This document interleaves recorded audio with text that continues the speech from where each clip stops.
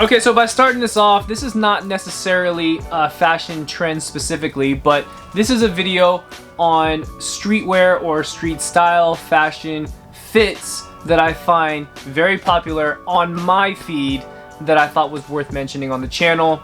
It's your boy Keezy. It ain't easy being Keezy. Let's get it.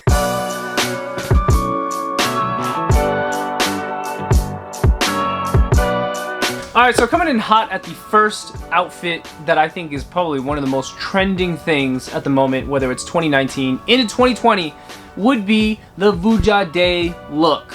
And yes, there is a particular look for Vuja Day, and as a content creator or whatever you consider myself and all these other YouTubers probably all get the same questions. Thoughts on Vuja Day, bro? Thoughts on Ken, bro? First of all, shout out to Ken, you know what I mean? I know he's going through a lot right now. But for the people that have been asking me that question, I'm gonna give you my thoughts. But let me kind of explain to you what this fit looks like, all right? I mean, I've already put the meme here for you. The fit usually contains the Vuja Day, not snap cargos, bondage cargos. There you go. You got the Vuja Day bondage cargos. Sometimes they wear just like a regular vintage t-shirt or maybe the Vuja Day t-shirt to go along with it. Maybe a MoMA hat. You know which ones I'm talking about. It's basically a regular Yankees hat and it's like blue and then it says MoMA on the side there. And if they go the extra length, they also wear a varsity jacket to go with it. And for some reason, these varsity jackets always end up being blue and like an off-white color or like blue and white color. And to tie it all in, you gotta have the Jordans, man, the vintage Jordans.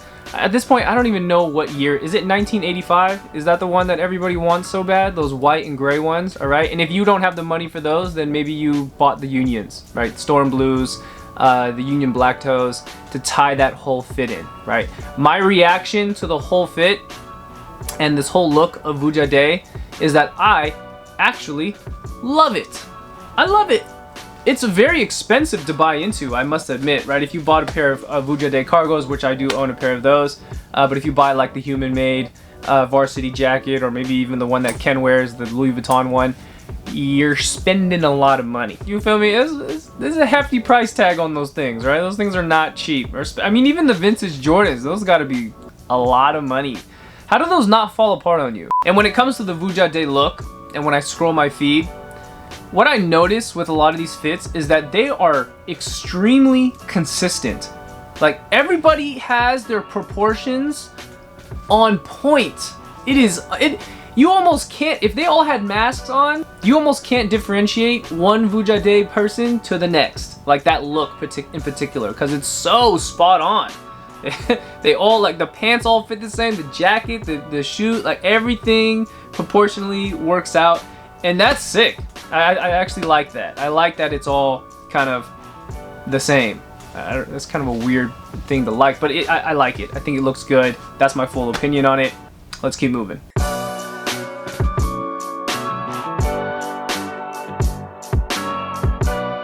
Alright, so coming in at number 2 with an extremely trending streetwear fashion, street style type outfit has got to be the Upside Down Boys. Now, you're probably like, well, I watched your other video, you're talking about this again. But it's hard not to talk about it if we talk about fits. Like, how can you not bring these guys up? They're everywhere now. They're all over my Instagram feed. And just as a quick education for those who aren't aware, there are a lot of people now that are wearing snapbacks with logos that are flipped upside down. And there's a whole package and a whole look that goes along with this. Majority of these people, they kind of started more in the sneakerhead category, probably might be new, and or if they're not new, they're OG sneakerheads that are kind of keeping up with some of the looks that are coming out right now. And I was just thinking about this the other day, like if someone were to come up to me before this, I guess, trend of flipping the logo upside down, if they were to come up to me and be like, look, I got this new business idea, I'm finna make some hats, but we're gonna flip the logo upside down, I'd probably look at them like, you're gonna do what? Wait, what are you gonna do? You know what I'm saying? Like, who would have known that flipping it upside down would have been that popular? But if we were to talk about some of the look that goes along with it, I think that this hat floats in between a lot of kind of different styles. It doesn't go towards the workwear area, but it stays within the people that love Jordan 1s, They love all of kind of like the semi-hype sneakers and or hype sneakers. A majority of the time you could probably catch them wearing cargo pants that are like slim fit, and maybe some denim, slight wash denim that's also probably slim fit. None of these people really wear the flared type pants that are kind of coming out right now. That's more so the Vuja Day area if you ask me. And when we talk about t-shirts for the Upside Down boys, you know, I think they float in between a lot of different t-shirt brands and styles, but one in particular that I've noticed is the all over prints. The all over prints, the wrap tees with the Upside Down logo, they kind of go hand in hand a little bit depending on, you know, what page you follow. And when you talk about my feed, oh my god, my search feed going crazy with the Upside Downs, wrap tees, maybe even throw a flannel on top of that. Boom, you are right in that category. You know what I'm saying? Now, if I were to give my whole reaction to this particular style and this fit that is really popular right now, I would say I actually like it. I really do, because I kind of come from this look, and at times I catch myself wearing stuff like this. Maybe not so much the wrap tees anymore, because I kind of sold those off and I don't wear that anymore. But this, just the proportions of this look, and maybe minus the hype sneaker, replace it with some Bapestas. That's kind of how I dress, and I don't wear the upside down hats. But I mean, the upside down hat is no different than your regular MLB or snapback, Yupong snapback with a logo on top of it, right? So I fall in this category, so I get it. I mean, it's an easy thing to put together. There's not too much thought involved. I mean, it's not like you're trying to be super matchy from top to bottom. It's your casual, everyday, you know, go-to fit, so to speak. So let's move on.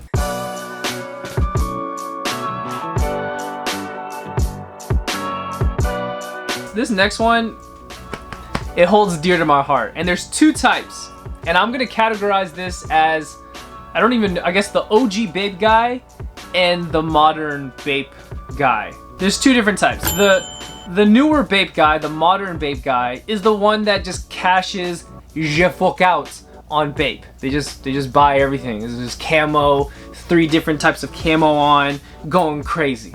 Okay, and they probably didn't grow up with Bape back in the day, but now that it's like, I don't know, it's just so popular, it's all over the place, it's all over your feed, you're probably just buying into it. And those are the type of consumers that are keeping the modern IT Bape alive. After you have the modern Bape guy, you got the OG Bape guy.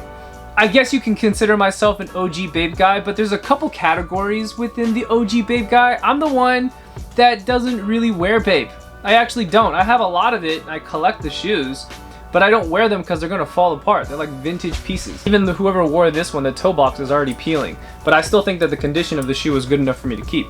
And I do wear it from time to time. I'm gonna wear the sneakers depending on the pair. Hopefully it's a leather pair so it doesn't fall apart on me, right? So you got that guy, which is, I guess, me. And then you have the OG Bape guy that did grow up with all of the history from maybe not the 90s, but moving into the early 2000s, moving all the way up until present day 2020. And they are decked out, man. They got all the OG pieces, and you can tell just by looking at, well, obviously you can tell by them walking down the street. It's like, this guy loves Bape, but he likes a certain era of Bape. He doesn't like 2020 Bape, right? This guy, he's got the cotton candy hoodie, the stud hoodie. He's got the baby Milo pants, you know what I mean? Colorful Bapestas on.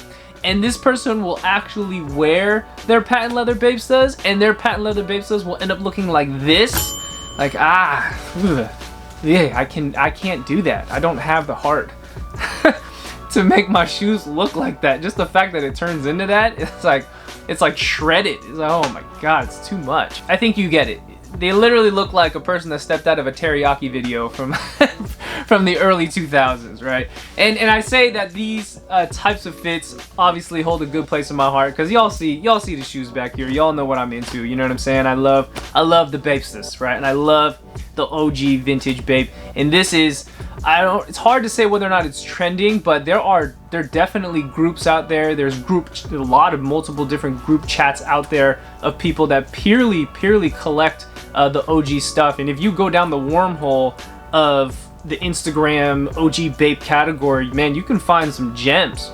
Find some real gems, right? So again, for this category, do I need to give a reaction? You already know how I feel about it. I support it either way. Whether it's the new Bape, whether it's the old Bape, I probably won't buy the new stuff depending on the piece, when it comes to the old stuff, yeah.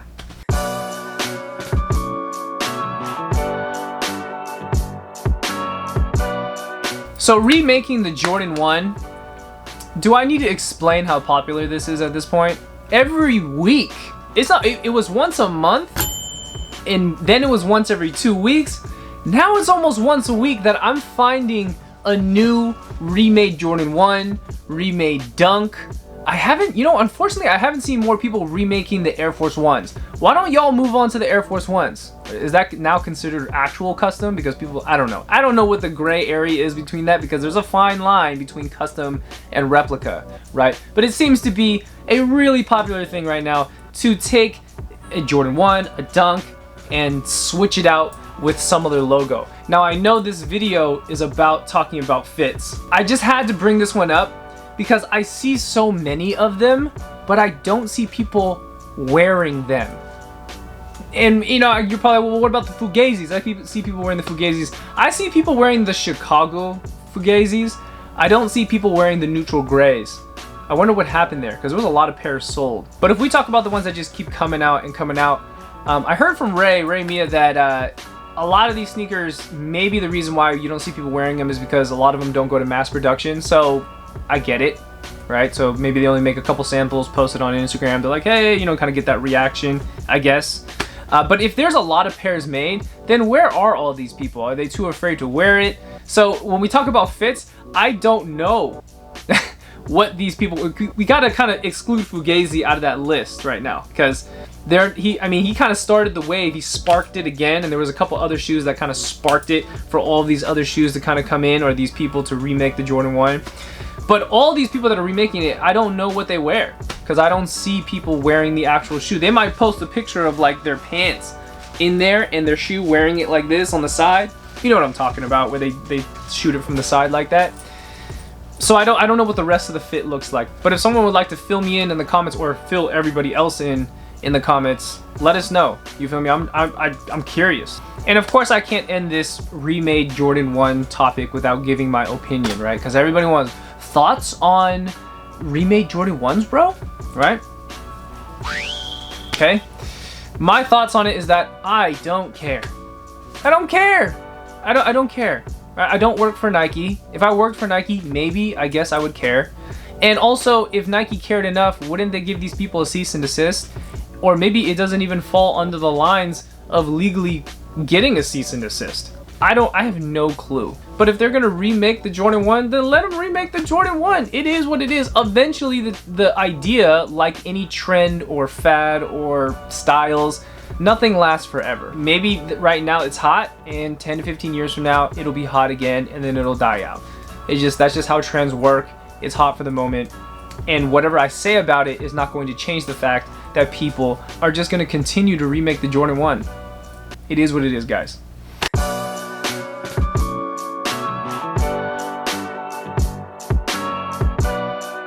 Okay, looking at my list here, we got one more.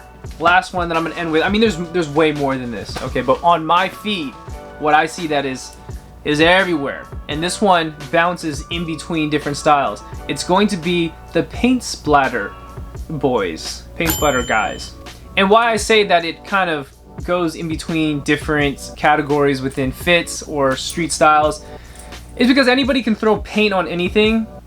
You know what I mean? Like, you could really just take you could take a designer piece, you could take a vintage piece, you could take something from Walmart, you know what I mean? You could take some all-style t-shirts and throw paint on it, and it's like, boom, right? It makes it that much better. And I think now paint splatter has become so big that there's whole fits that are top to bottom paint splatter. It doesn't even have to be vintage, or more of the time it is vintage, but it could be whatever item it is. But the pants will be paint splatter, the t-shirt will be paint splattered, the hoodie will be paint splattered. I've even seen paint splattered hats. Maybe not necessarily the same fit, but you get what I'm saying. I think the first time I've seen paint splatter being like kind of in the streetwear scene, so to speak, was when I seen it on people doing it on Air Force Ones. They'll tape up the swoosh or the sole, paint splatter it up, then untape it, and then now you got you know, I guess that style within an Air Force One, right? But now it's been taken to the heights that kind of fits more in the workwear section. There's been a lot of people within workwear that either buy it with paint splatter already on it. They got the Carhartt double front or double knee, whichever one you want to call it, with paint on it. Full reaction, like I've said in some previous videos about paint splatters, that I actually love it. I love it. I just haven't found myself a piece that either I have time to put paint on it, or that I've found that I like the way the paint looks on that particular piece. It's enough to buy it. I'm sure I'll get there someday.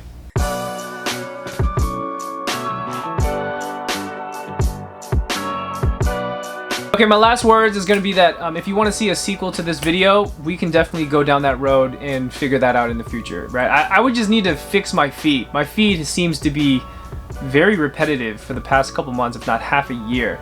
So why don't we do this? Put in the comments a good fit pick page. That's like a weird word to say really fast. Fit pick page on Instagram that you think is worth mentioning. I would love to check out what you guys look at as well. I need some new pages to look at, straight up. So thank you so much for tuning in. Make sure you guys and girls keep it locked from clothing, music to culture. It is your boy Keezy, and I'm out. Peace. You want to do, and it's just gonna take a minute, but it's gonna work out. Like if you try to cut corners and you put costumes on and do shit, yeah, you gonna get straight, but at what cost? You know what I'm saying? And how you feel when you do this shit for you, 100% for you. You could grind and stay up for 5 or 6 days and not really be tired because it's for you.